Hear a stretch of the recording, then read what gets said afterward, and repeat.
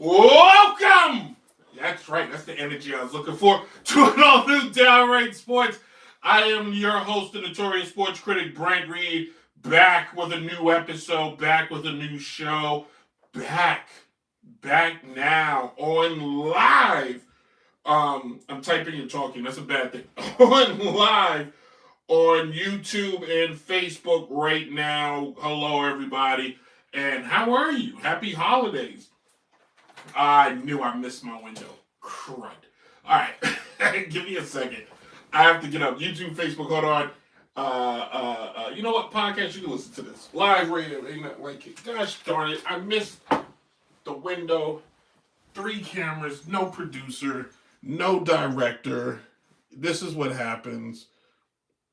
I needed to hit the record button and I didn't. It's fine. It's fine. Alright, we're back. Shaft, you can help me out. You know that, right, bud? You can help me out. 3 minutes into the show, and already technical difficulties. I only been working on the damn show since like 5 o'clock, and I still wasn't ready. Okay, where was I? Oh, yeah. Welcome to Downright Sports. I almost said welcome to SmackDown. Welcome to Downright Sports. I'm the host, Brent Reid. If you never heard the show, it is a sports show for sports fans by a sports fan. And happy holidays. Happy Thanksgiving to a lot of people. Late Thanksgiving. Hope you enjoyed it. Hope you got some turkey. I lost my hot water heater. But it's all good. It's working now, but like, damn.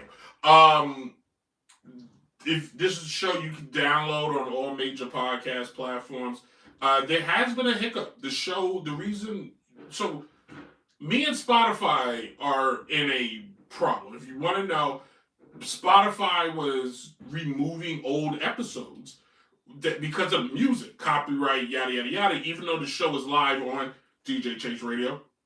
The cameras is here. Let's try that again. Even though the show is live on DJ Chase Radio and download the DJ Chase Radio app, which is a legit radio station that is licensed, and Spotify was like, nah, we taking that down. I'm talking archival stuff too, like good episodes, really good episodes, but mostly bad episodes. And yeah, so I had to kind of figure out how to get the show up and running again, up and operating again, and we got it moving and got it grooving. So as of now, I'm pretty sure it's only on Spotify and DJ Chase Radio, but I'm gonna look into that tonight, the next few days, and hopefully in the new year the show is back up and running the way it used to be, the way you like it to be, and the way it has to be. So, enough about me. Let's talk about what needs to be talked about, and what the script is telling me I should say, that Lane Kiffin is a Rolling Stone. Who is Lane Kiffin? I'm glad you all asked. I really am. Lane Kiffin is a coach that has been around now in our zeitgeist for probably the better, mostly 20-something years. Lane Kiffin, whose dad was a defensive great coach for the Tampa Bay Buccaneers for many, many years. He helped with that Tampa Bay Buccaneers defense. He coached with Dungy, then he coached with Gruden. But Lane Kiffin popped up on our radars when Lane basically became the head coach of the Oakland Raiders, which was a big splash for, it was something that the late great Al Davis would do. I had to make a move. I had to get a young up and coming whippersnapper. I needed someone with the offensive intuity that I was looking for. I needed it. I found it. And I made it happen. When he plucked Lane Kiffin to make him the head coach back in 2007, Lane Kiffin never was a head coach anywhere. He started his coaching career at Fresno State as an assistant, later went to Colorado State as a grad assistant, and then went to the Jacksonville Jaguars as a DQC, whatever the heck that is. And then in 2001, he went to USC as a tight end coach, then became the wide receiver coach, and then the offensive coordinator / wide receiver coach. And then in 2007, was the head coach of the Raiders for 2 years and did nothing. And basically left the Raiders for the University of Tennessee, and that's when Lane Kiffin decided and realized back in 2009 that there's just free money in college football, and I could swindle. No, let me not say that. I am able to boost my resume and make these schools see my value. Watch where I go with this, okay? So Kiffin becomes the Tennessee Titan, the Tennessee Vols. Excuse me. He became their head coach. Did all this cool stuff, made it sound like he was there to stay. I'm building a program. He did the traditional stuff. He wore the suit. He wore the tie. By the way, I'm wearing an orange tie. Not a Tennessee fan. Any case. Kiffin, not spending much time there. He gets there. He is 33 years old. When he was hired by Tennessee, he was young. The man just turned 50, ladies and gentlemen. But Tennessee wasn't enough for him because Lane had other plans and other intentions. While in Tennessee, the one season he spent in Tennessee, I just want to give you an idea. Let me see if I can pull up his contract here. We're going to drive this bus home, all right? While in Tennessee, do we have the contract? Here it is. He signed with Tennessee for $2 million, which included bonuses upwards to $300,000. And basically, his salary was going to be upwards. He would have got, basically, he was going to make up to like $7 million plus incentives, yeah. Well, after going 7-9, Mr. Kiffin said, Tennessee is nice. And boy, do I love me some whiskey. But you know what I like better? I like surfing, brah. And I like being out in LA, brah. So, he dipped. In just 1 year, just left. Lost in the Chick-fil-A Bowl and went and just left. Whew. Be gone. Lane was gone. Why was Lane gone? Well, Lane needed to go somewhere else. Lane ended up taking himself to USC, where he replaced Pete Carroll, a guy he coached for. USC was under some bad things, cheating, Reggie Bush, blah, blah, blah, blah, blah. He's going to be the guy that's going to make USC great again. Great like the O.J. Simpson days. Great like the Matt Leinart and Reggie Bush days. Great like, I can't think of that running back's name who played for USC that played under, Marcus Allen. Like the Marcus Allen days. Well, his first year, he went 8-5. 5-4 in what was once a division. Ladies and gentlemen, used to play a place called the Pac-10. It no longer exists. His next year, though, 10-2. And then he went 7-2 in the division. Following year, 7-6. 5-4. And then he didn't make it because as the plane landed on the tarmac, Lane was told, don't even, just stay at the airport. Bruh, they don't want you no more. As DJ Khaled said, they don't want you no more. They don't want you no more. Can I pause for a second? I'm watching Shai Gilgeous-Alexander walk into, I guess, his arena. He looks like he's wearing a trash bag. And the fact he thinks he's basketball players make me sick. He's walking in, cameras is flashing. I'm a model. His team is great. We're going to talk about them later. Anyway. What the heck am I looking at here?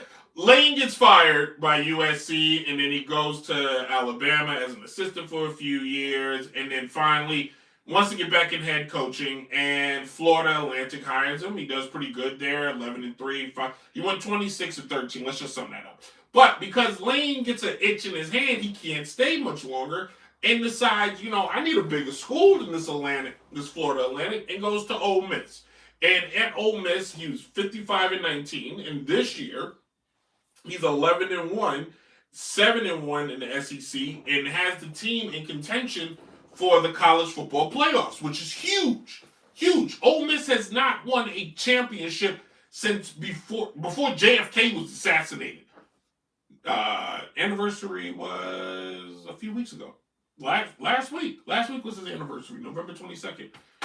Dallas Book Suppository. the President of the United States pronounced dead.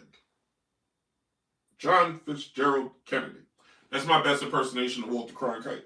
Google it. Anyway, the conversation isn't the fact that Lane Kiffin took this job at LSU. We knew he was leaving. The guy is worse than any. He is worse than any dad from the 1950s. Lane Kiffin is the true definition of I'm going for a pack of cigarettes and not coming back. I'm just saying, okay? But the better question came down to, is it okay for Lane to take a job but yet still coach his team? Is it okay for Lane to go to LSU, a team in the same conference as Ole Miss, but still coach Ole Miss because they could make it to they could make it to the college playoffs and have a chance to make it to a championship? Ole Miss basically said you could go crap in the hat, don't come back. They threw his clothes out on the curb. Like any good relationship, they threw his golf clubs out the window. What was that song? I broke the windshields in your car. They did everything they possibly could. I'm gonna give you both sides to this, all right? And then we're gonna talk about LSU. If you're Ole Miss, you have every right to be pissed off at Lane Kiffin. Every right. But if you're the University of Ole Miss and you're any college out there, the people you should be pissed off at the most is the NCAA, who doesn't seem to have any kind of order, doesn't seem to have any kind of structure, doesn't seem to have any kind of balls, all right? College football, worse than the NFL, worse than MLB, worse than the NBA, worse than any professional league, has become too radical. It's too wide open. It is basically, if you play video games, right? If you go play, let's just say you play NBA 2K, or let's just say you play a football game. And when you start a franchise, you can edit the franchise mode. You can basically adjust it where you can trade whenever you want to trade. You can take the salary cap off. You can cut and remove whatever you want. You can build the roster as crazy as you want. That's college football right now. There's no structure in place. The reason why you're not hearing any changes is because the schools who matter the most, they're not looking to make those changes. They're benefiting from those changes. If you're at Ohio State, if you're at Alabama, if you're at Georgia, if you are at Texas, you benefit from this wide open policy. And people think, yeah, they get top recruits, but what you don't hear about is the best transfers that they get from smaller schools. But my whole thing is, if you are a program on the next level, if you're Virginia Tech, if you're a Penn State, if you are a Florida, if you are a fill in the blank SEC school not named LSU, if you're Oklahoma, if you're any of these programs, why aren't you telling the NCAA that has all these stupid rules and sanctions and removed people because they wanted to sign a jersey or get a free tattoo or ride in a car or get a suit to go somewhere? You showed up there. But you don't want to step in now and put in rules. For example, the transfer window is sometime in January, right? The college football season isn't officially done until like the second week of January. Why don't we start the transfer window in February? I think it's Nick Saban who posed, like, two things should happen. Coaches should have to fulfill at least the season. At least. Coaches should have to fulfill the season. The second thing is, coaches should, if they get fired, they get fired. Fair. But if they choose to leave, then one, they should not be able to leave within conference. I think that's only fair. I think that's only fair. They should not be able to move within conference. You'll see more coaches stay longer. Two, if they do transfer, their recruits can't follow them that first season. How about that? They can't follow them that first season. that brings me to the next thing. This transfer window needs to end. You can't have imagine in the NBA if you were a free agent every single season. Could you imagine that? LeBron would have played on all 30 teams in the NBA already. 32 teams in the NBA, including 4 more in the G League. You can't have this open window. What needs to happen is that the transfer window gets pushed to February. Push it to Valentine's Day. All right, push it past the Super Bowl. After the Super Bowl, the reason why I'm saying after the Super Bowl is because, one, if a player wants to go to the league, fine. If they don't, they get the transfer. 2, players should only be allowed one transfer in conference and then a second transfer total. Your second transfer cannot be in conference. Number 3, no more. If a player transfers, they forego their redshirt year.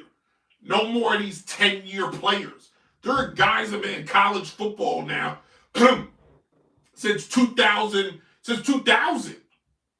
This 2000, like literally entered college in 2018, was supposed to be a senior, but the pandemic happened, so we can't give you pandemic years. Enough. So the rules should strictly be coaches. Yeah, coach. If a better job comes up, fine. But a coach cannot leave to go to a school within conference. Period. Number 2, coaches can't take the players. Not happening.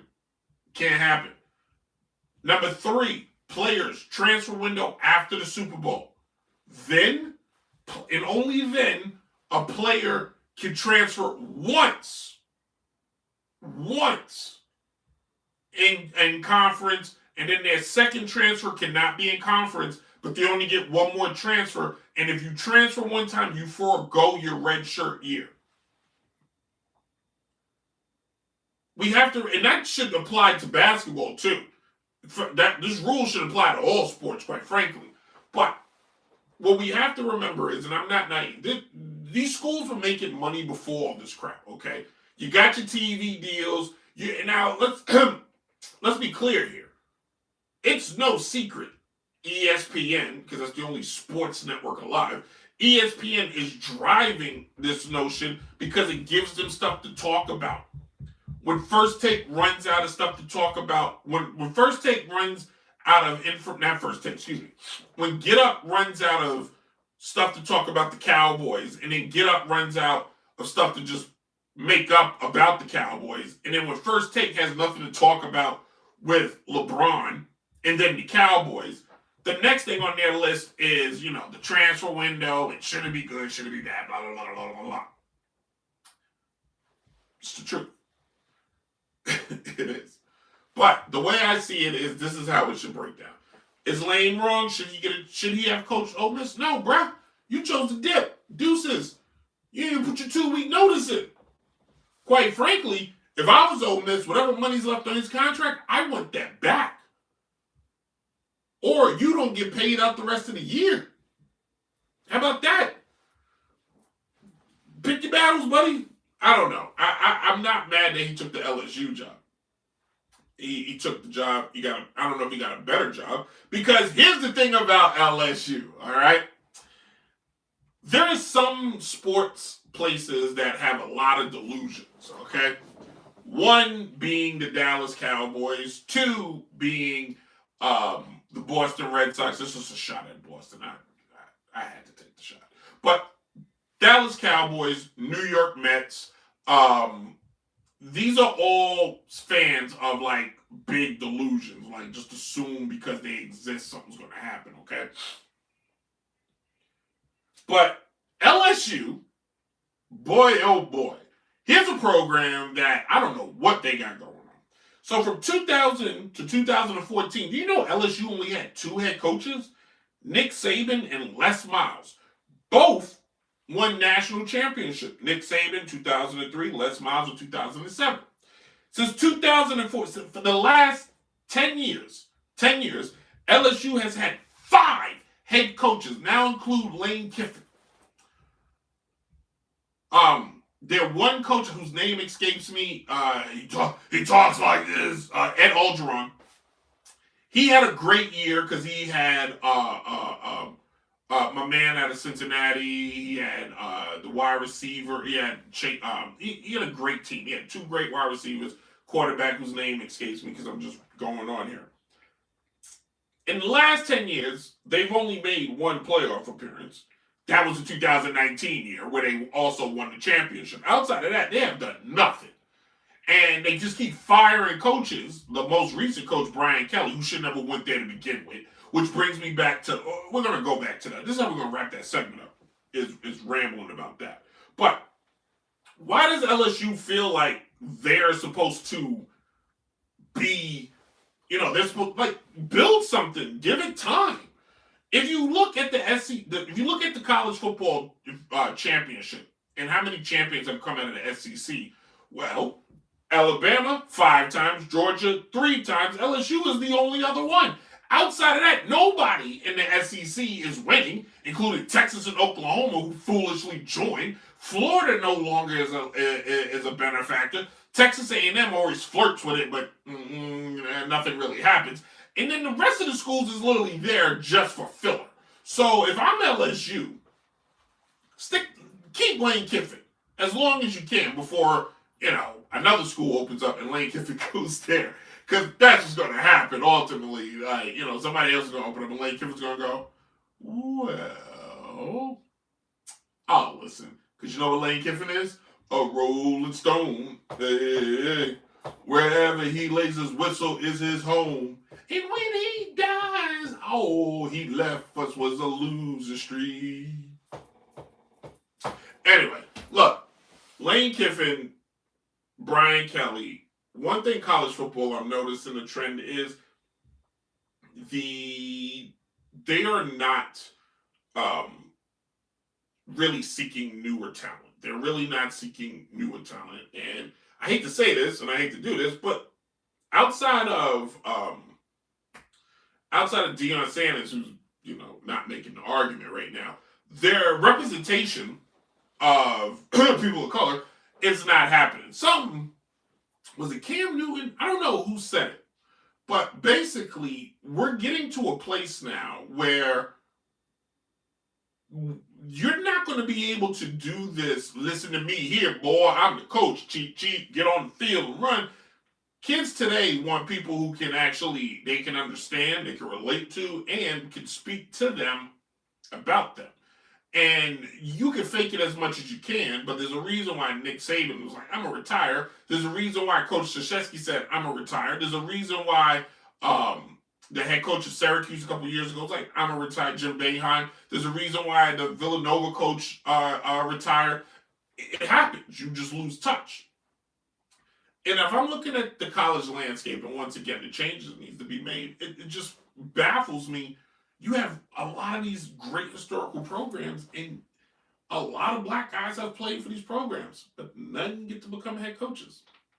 Maybe LSU, if you had a brother from Louisiana, I don't know. Booker McFarland sound like you know what he's talking about. Ryan Clark sound like they know what they're talking about. Maybe it's time to change it up, because you keep hiring the same guys that are just leaving you in the dust. Or just stealing money, because pretty much what's going on is they're just stealing money. So, it be what it be. It is what it is. It's just fun to be back and talk about this BS. It really is. Anyway, we're going to wrap this segment up right here. Next segment. What are we going to talk about? Are the Cowboys, YouTube and Facebook, you buckle up. Are the Cowboys the best team in the NFL? I know, right? I said it. I said it. Are the Cowboys really the best team in the NFL? They're on a 3-game winning streak. I don't know. We're going to find out. This is Downright Sports. We'll be right back.